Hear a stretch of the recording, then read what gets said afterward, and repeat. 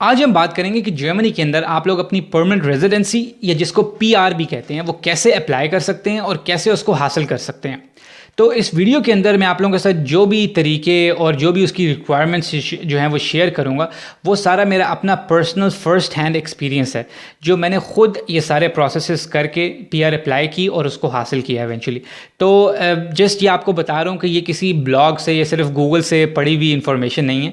ये सारे जो हैं मेरे पर्सनल फर्स्ट हैंड एक्सपीरियंसेस हैं और मैं ये वीडियो भी इसीलिए बना रहा हूँ ताकि आप लोग सब जो इंटरेस्टेड हैं पीआर अप्लाई करने में, आप लोगों को भी जो है वो इस इन्फॉर्मेशन से फ़ायदा हो सके। तो इसको स्टार्ट करते हैं। अब सबसे पहले तो यार ये कि जर्मनी में जो परमानेंट रेजिडेंसी है, जो पीआर है, उसको अप्लाई करने के बहुत सारे तरीके हैं। जैसा कि अगर आपके पास जर्मनी में एक ब्लू कार्ड है तो आप उससे पीआर जो है वो अप्लाई कर सकते हैं, या आपने जर्मन यूनिवर्सिटी से अगर पढ़ाई की हुई है अपनी और आप यहाँ पे जॉब कर रहे हैं तो भी आप पीआर अप्लाई कर सकते हैं, या आपका अगर कोई जर्मन रिलेटिव है यानी कि जैसे फॉर एग्जांपल आपके स्पाउस, तो भी आप पीआर अप्लाई कर सकते हैं, या आप जर्मनी में एक रिकग्नाइज रेफ्यूजी हैं तो भी आप पीआर अप्लाई कर सकते हैं। तो बहुत सारे जो है ना वो तरीके हैं, कोई एक तरीका नहीं है जिसके थ्रू आप पीआर अप्लाई कर सकते हैं। तो इस वीडियो में जो है वो मैं आप लोगों से वो तरीका शेयर करूंगा जिसके थ्रू मुझे पीआर मिली, और वो मेरी नज़र में सबसे क्विकेस्ट और सबसे ईजी जो है ना वो तरीका है।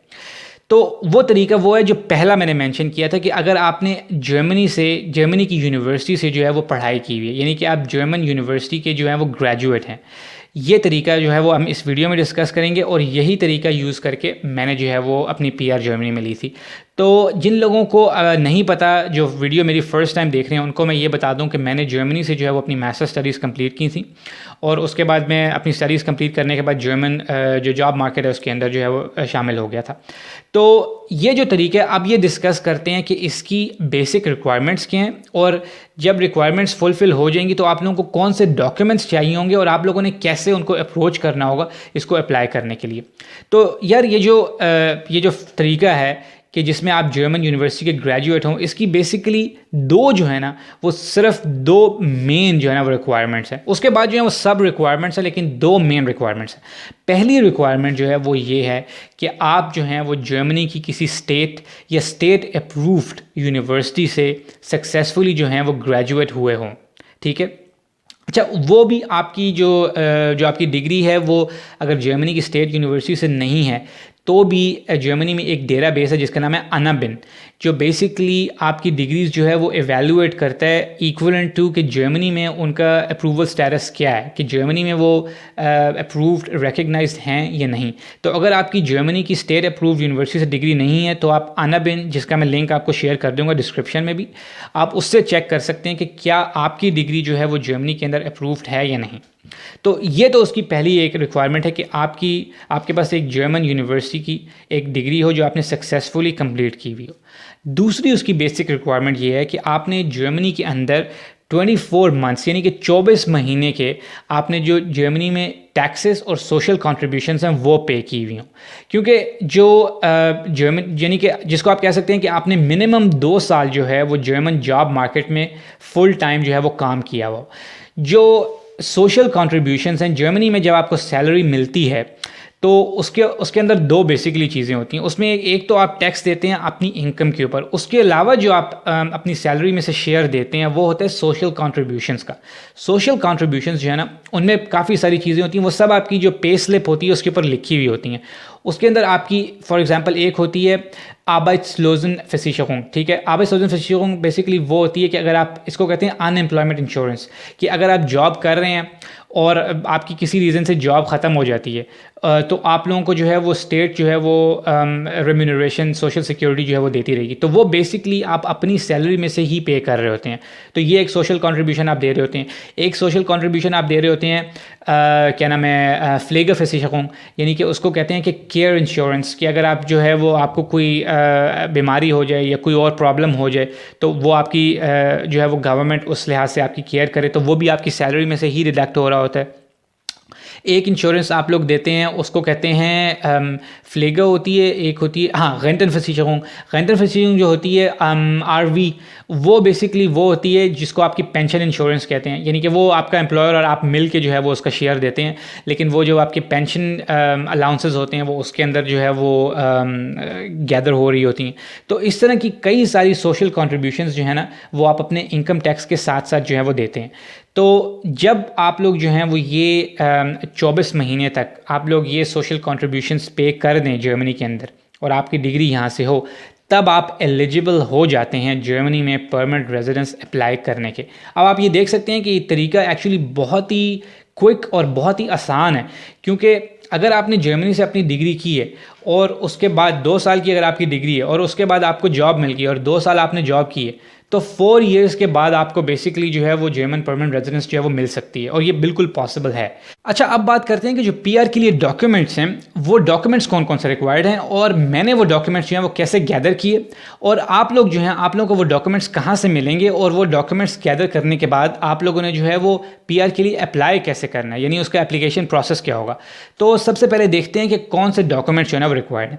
अच्छा, इसके लिए जो है ना तकरीबन 10 के करीब जो है ना वो मेन डॉक्यूमेंट्स हैं जो आपको रिक्वायर्ड है, जिनके साथ आप जो है ना वो अपनी एप्लीकेशन फाइल करेंगे। जो उसमें मेन और जो पहला डॉक्यूमेंट है जो आपको चाहिए वो है आपका एप्लीकेशन फॉर्म परमानेंट रेजिडेंसी के लिए, और वो जो एप्लीकेशन फॉर्म है वो आपको मिल जाएगा लाबो की वेबसाइट के ऊपर। वहाँ पे आप जाके उसको डाउनलोड कर सकते हैं। मैं उसका लिंक भी जो है ना वो भी आपको मैं डिस्क्रिप्शन में डाल दूंगा, तो आप तो या उधर से ले सकते हैं या आप डायरेक्टली लाबो की वेबसाइट से ले सकते हैं। लाबो बेसिकली जो है वो जर्मन स्टेट जो है ना वो वेबसाइट है। लाबो से बनता है Landesamt für Bürger und Ordnungsangelegenheiten।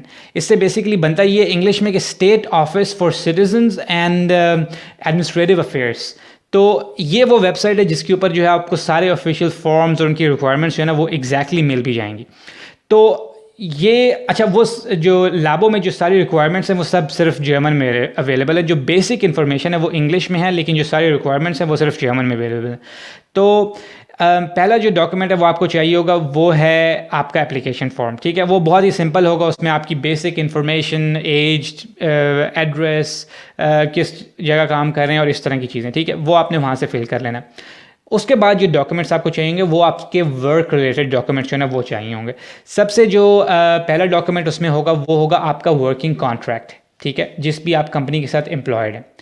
उसके बाद आपको चाहिए होगा अपनी लास्ट 3 सैलरी स्लिप्स, क्योंकि जिस भी कंपनी में आप काम करें, फॉर एग्जांपल अभी अक्टूबर है, ठीक है, और आपने अभी अगर इस महीने में अप्लाई करना है आपने अपने पीआर के लिए, तो आपके पास जुलाई, अगस्त, सितंबर की जो है वो सैलरी स्लिप्स अपनी कंपनी से जो है वो होनी चाहिए। उसके अलावा आपको चाहिए एक सर्टिफिकेट, उसको कहते हैं Meldebesheiниgung zur Sozialversicherung। इसका मतलब ये है कि registration certificate for social insurances, ठीक है। ये आपकी जो है बेसिकली आपका जो एम्प्लॉयर है वो आपको ये सर्टिफिकेट देगा, और यूजुअली वो जो है वो देते हैं सैलरी स्लिप के साथ, क्योंकि ये एक बहुत ही इंपॉर्टेंट डॉक्यूमेंट है। एक्चुअली ये इतना इंपॉर्टेंट डॉक्यूमेंट है कि ये वाइड डॉक्यूमेंट है जिसके ऊपर लिखा होता है कि this document is very important. और इस डॉक्यूमेंट में जो है वो आपकी सारी जो आपकी सोशल इंश्योरेंसेस है उसका ट्रैक जो है वो उसके ऊपर उसका रिकॉर्ड जो है वो लिखा होगा कि ये इस डेट से जो है वो इसने इंश्योरेंसेस पे करना स्टार्ट की हैं, और ये इस कंपनी के साथ जो है वो एफिलिएटेड है, और ये उसका नाम है, ये इसका सोशल सिक्योरिटी नंबर है। तो ये सारी चीज़ें उस पर लिखी होंगी, और आपका एम्प्लॉयर HR डिपार्टमेंट या फाइनेंस डिपार्टमेंट जो भी इसके लिए रिस्पॉन्सिबल है वो आपको एक्चुअली ये ऑफ़र करेगा, ठीक है। और अगर ना दे तो आप उनसे मांगे ही, लेकिन यूजुअली ये आपको मिल जाता है आपके जो पे स्लिप है उसके साथ। तो ये आपका एक डॉक्यूमेंट हो गया। उसके अलावा जो एक डॉक्यूमेंट है उसका नाम है Arbeitsgeberbescheinigung। ये बेसिकली आपका जो एम्प्लॉयर है वो आपको एक सर्टिफिकेट देगा, और आपने ये रिक्वेस्ट करना होगा अपने एम्प्लॉयर से, वो आप लोगों के लिए सर्टिफिकेट बनाएंगे स्पेशली। उस सर्टिफिकेट पे ये लिखा होगा कि आपका नाम लिखा होगा कि आप किस टाइम से जो है वो इस कंपनी में एम्प्लॉयड हैं, कब तक आप एम्प्लॉयड होंगे, आपकी पोजीशन क्या है, ये सारी डिटेल्स लिखी होंगी, और उस डॉक्यूमेंट के ऊपर कंपनी की आपकी जो है ना वो ऑफिशियल सील होगी। तो ये डॉक्यूमेंट भी आप लोगों को रिक्वायर्ड होगा। उसके अलावा ये तो वर्क रिलेटेड डॉक्यूमेंट्स जो है ना आपको रिक्वायर्ड होंगे। उसके अलावा आपको जो डॉक्यूमेंट रिक्वायर्ड होगा, बहुत ही इंपॉर्टेंट डॉक्यूमेंट, उसका नाम है Versicherungsverlauf। ये बेसिकली कहते हैं आपकी इंश्योरेंस हिस्ट्री को, और ये डॉक्यूमेंट जो है इसके ऊपर लिस्टेड होगा सारा आपका ट्रैक रिकॉर्ड कि कितनी आपने इंश्योरेंसेस अभी तक जो हैं वो पे की हैं, कंट्रीब्यूशन कितनी इंश्योरेंस कंट्रीब्यूशंस जो हैं वो आप कर चुके हैं। जैसा कि मैंने आपको बताया था कि डिफरेंट किस्म की जो हैं वो इंश्योरेंस कंट्रीब्यूशंस होती हैं, जैसे हेल्थ इंश्योरेंस की हो गई, केयर इंश्योरेंस की हो गई, उसमें पेंशन इंश्योरेंस की हो गई, ये सारी जो इंश्योरेंसेस है इसका रिकॉर्ड आपको चाहिए। वो एक पेपर पे आपको मिलेगा और वो आपको कहाँ से मिलेगा, वो आप अप्लाई करेंगे वेबसाइट पे डॉयचे रेंटेनversicherung की। ये जर्मन पेंशन इंश्योरेंस की जो है वो ऑफिशियल वेबसाइट है और ये एक पब्लिक कॉरपोरेशन है। तो इसके लिए आपको कहीं जाने की ज़रूरत भी नहीं है, आप जस्ट जो है वो इंटरनेट पे बैठे बैठे अप्लाई करेंगे। मैं आप लोगों को लिंक जो है ना वो डाल दूंगा डिस्क्रिप्शन में, और वो आप लोगों के पोस्टल एड्रेस के ऊपर आप लोगों की जो हिस्ट्री है आप लोगों की इंश्योरेंस कंट्रीब्यूशन की, वो सारी आपको भेज देंगे। क्योंकि जैसे मैंने आपको बताया था शुरू में कि 24 मंथ्स की जो सोशल कंट्रीब्यूशंस हैं वो इसकी रिक्वायरमेंट है, तो उसका प्रूफ भी आपने जो है वो दिखाना होगा अथॉरिटीज़ को, तो इसलिए वो डॉक्यूमेंट जो है वो बहुत इंपॉर्टेंट है। उसके अलावा जो आपकी हेल्थ इंश्योरेंस है उसका आपको प्रूफ चाहिए होगा, उसका एक डॉक्यूमेंट चाहिए होगा। जो भी आप हेल्थ इंश्योरेंस यूज़ कर रहे हैं, तो आप अपना हेल्थ इंश्योरेंस जो प्रोवाइडर है, अगर आप उनको कॉल करें, आप उनको ईमेल करें और आप उनको कहें कि यार मुझे जो है वो एक प्रूफ दो कि मैं जो हूँ मेंबर हूँ आपकी हेल्थ इंश्योरेंस का, तो वो आपको भेजेंगे। वो प्रूफ जो है बेसिकली वो डॉक्यूमेंट भी आपको चाहिए होगा। और उसके अलावा आपको जो है वो आपका अपार्टमेंट, जिस अपार्टमेंट में आप रह रहे होंगे, उस अपार्टमेंट का कॉन्ट्रैक्ट जो है वो भी चाहिए होगा, जो ओरिजिनल कॉन्ट्रैक्ट है। और उसके अलावा जो उसके अलावा 2 और इम्पॉर्टेंट डॉक्यूमेंट्स आपको चाहिए होंगे। एक डॉक्यूमेंट तो ये कि जो बर्लिन के अंदर आपकी रजिस्ट्रेशन होगी, जिसको अनमेल्डुंग कहते हैं, जो आप रात हाउस में या जो टाउन हॉल में हर सिटी में जब आप रहते हैं तो रजिस्ट्रेशन करवाते हैं, वो डॉक्यूमेंट आपको चाहिए होगा। और लास्ट जो फाइनल मोस्ट इंपॉर्टेंट डॉक्यूमेंट्स, आपका जो जर्मन B1 लैंग्वेज सर्टिफिकेट है, वो डॉक्यूमेंट ओरिजिनल, उसका रिज़ल्ट, उसका प्रूफ जो है वो चाहिए होगा, सर्टिफाइड डॉक्यूमेंट। तो ये जो है ना तकरीबन 10 डॉक्यूमेंट्स बन जाते हैं। ये सारे के सारे डॉक्यूमेंट्स जो हैं ये आप लोगों को चाहिए होंगे अप्लाई करने के लिए अपनी PR। अच्छा, अब मैं आपको बताता हूँ कि उसके बाद मैंने क्या किया। जब ये 10 डॉक्यूमेंट्स जो हैं ये मैंने अरेंज कर लिए, उसके बाद मैंने यूँ किया कि मैंने इन सारे 10 के 10 डॉक्यूमेंट्स को इकट्ठा करके एक PDF फाइल जो है उसके अंदर डाल दिया। अब उसके बाद का प्रोसीजर ये है कि जो लाबो है जो वेबसाइट, उसके ऊपर जो है वो एक कांटेक्ट एप्लीकेशन फॉर्म है जिसके थ्रू आप उनसे कांटेक्ट कर सकते हैं। उसके ऊपर एक ईमेल भी है उनका, जिसके थ्रू आप उनसे ईमेल पे भी कांटेक्ट कर सकते हैं। तो मैंने उनको ये PDF फाइल सारे डॉक्यूमेंट्स के साथ मैंने उनको ईमेल कर दी, और मैंने उनको ईमेल में ये लिखा कि मैंने जो है वो ये सारी रिक्वायरमेंट्स जो हैं वो फुलफ़िल कर ली हैं, और मैं PDF फाइल अटैच कर रहा हूँ। उसके अंदर जो है वो आप डॉक्यूमेंट्स मेरे देख सकते हैं। और जो जर्मनी का जो आर्टिकल B है, आर्टिकल 18B, जो जिसको रेजिडेंस एक्ट भी कहते हैं, उसके अकॉर्डिंग अगर आप ये रिक्वायरमेंट्स पूरी कर लें तो आप जो है वो परमानेंट रेजिडेंसी के लिए एलिजिबल हो जाते हैं। तो वो मैंने मेंशन किया ईमेल में, और उनको मैंने बहुत ही पोलाइटली ये लिखा कि आप इसको जो है वो कंसिडर करें। ये जो डॉक्यूमेंट्स हैं इनको आप प्रूफ रीड करें, इनको चेक करें, और मुझे जो है वो अपॉइंटमेंट दें, ताकि मैं जो है फ़ेस टू फेस अपॉइंटमेंट में आपके साथ आ सकूं और अपनी परमानेंट रेजिडेंस जो है वो ले सकूं।